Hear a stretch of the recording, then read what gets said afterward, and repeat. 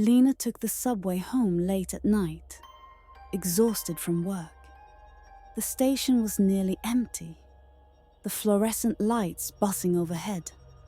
When the train arrived, she stepped into the last car, completely deserted except for a single passenger sitting at the far end.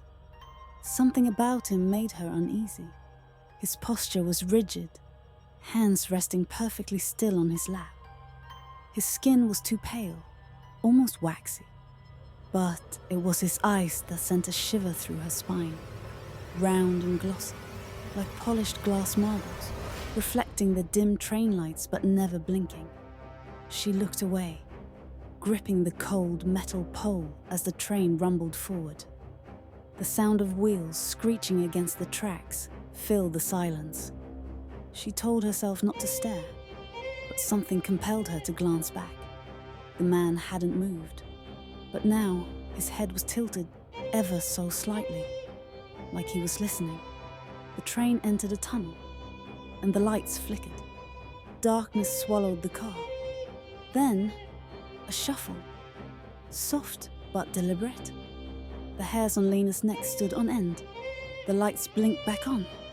The man was gone. A wave of relief washed over her. Maybe he had gotten off at the last stop, and she just hadn't noticed. Then she heard it. A breath. Close. Lena turned slowly, her pulse hammering. The glass-eyed man was sitting right next to her, his lips stretched into an unnatural, jagged grin. His skin cracked at the edges of his mouth, like porcelain splitting apart. Lena's breath caught in her throat. The train plunged into another tunnel. Total darkness. This time, when the lights flickered back, Lena's seat was empty. The train pulled into the next station. The door slid open, and the glass-eyed man sat alone once more, waiting for the next passenger.